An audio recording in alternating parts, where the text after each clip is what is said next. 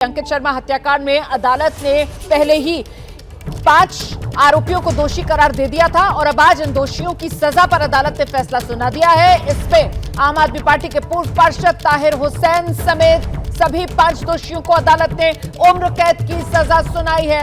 अंकित हमारे साथ मौजूद हैं। अंकित, आपके पास क्या डिटेल्स हैं?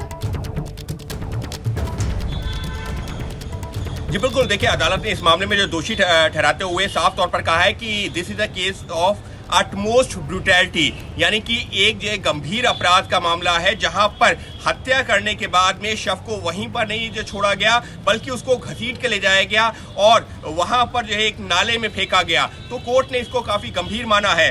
कोर्ट ने जो अपने आदेश में साफ तौर पर कहा है कि ये जो इन आरोपियों के खिलाफ धाराएं थी ये काफी गंभीर थी। इसमें पूर्व पार्षद ताहिर हुसैन, नाजिम, कासिम, जावेद और अनस, ये वो 5 आरोपी हैं जिनको हत्या का दोषी ठहराया गया था और अब जो है इनको सजा सुनाई गई है। सजा पर सुनवाई के दौरान दिल्ली पुलिस ने ताहिर हुसैन समेत जो अन्य आरोपी थे जो उनके लिए मौत की सजा देने की मांग की थी, जिनको अदालत पहले ही आरोपियों को दोषी ठहरा चुकी थी।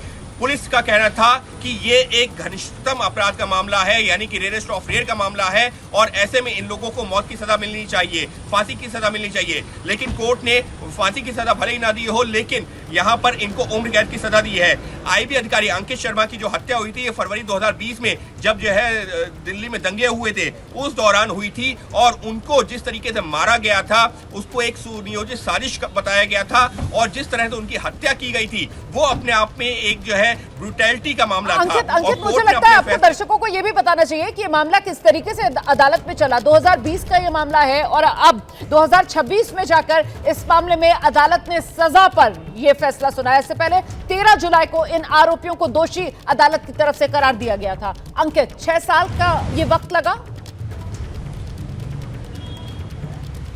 जी बिल्कुल, 6 साल का वक्त लगा। बीच बीच में जो है मामला हाई कोर्ट में गया तो कभी जो ट्रायल को लेकर के कई तरह के सवाल खड़े किए गए कि हमको अपना पक्ष रखने का मौका नहीं दिया जा रहा है, इस तरीके की बातें कही गई। और जब सरकार बदली तो ये कहा गया कि देखिए अब जो नई सरकार आ गई है वहाँ इन लोगों को अपने वकील दे रही है जिससे कि जो है इस केस को जो है कमजोर किया जा सके। और फिर जो कमजोर फिर जब जो दिल्ली में बीजेपी की सरकार आई तो उस पर भी राजनीति हुई, इस मामले पर राजनीति होती रही है। लेकिन रोमाना, हमको कोर्ट का फैसला जो आज दिया गया है उसका एक और पहलू बताना होगा दर्शकों को।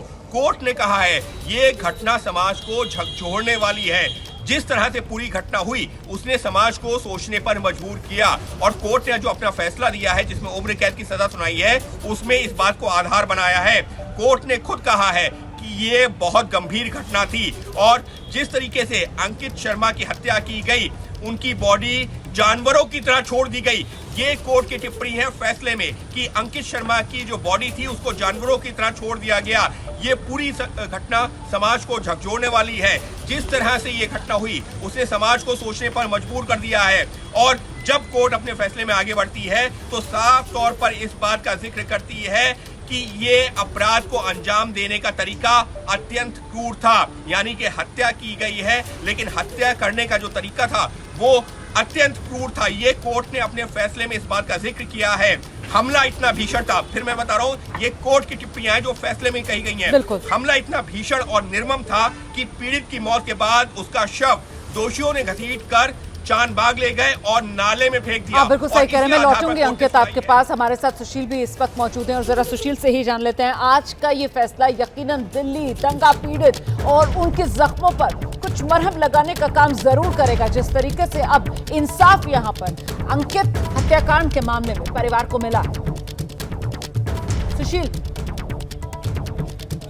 बिल्कुल, देखिए रुमाना, ये अपने आप में बेहद अहम और बड़ा फैसला इसलिए माना जा रहा है क्योंकि दिल्ली दंगा के मामले में अब तक का ये सबसे बड़ा फैसला है जिसमें जो कड़कड़डुमा कोर्ट है उस पूरे मामले में शामिल तमाम दोषियों को उम्र कैद की सजा सुनाई। लेकिन जब कोर्ट में इस पूरे मामले में रुमाना सजा सुनाया जा रहा था तो ताहिर हुसैन समेत तमाम जो लोग थे उन्होंने अपने चेहरे को नीचे कर रखा था, यानी कि उनको ये कहीं ना कहीं पता था कि जो फिलहाल घटना हुई उस घटना में कहीं ना कहीं उनकी संलिप्तता है। और अदालत के सामने जिस तरह से इस पूरे मामले में दिल्ली पुलिस ने तमाम सबूत रखे, तथ्य रखे, बयान लिए गए, उन तमाम बयानों का परत दर परत इस मामले में सुनवाई हुई है, लगातार इस पूरे मामले में सुनवाई हुई है, ट्रायल चला है और 13 जुलाई को जब इस पूरे मामले में ताहिर हुसैन को दोषी करार दिया गया था, उस दौरान ताहिर हुसैन अदालत में रोने लगा और अब कोर्ट ने इस पूरे मामले में न केवल ताहिर हुसैन बल्कि उबैद, नजीम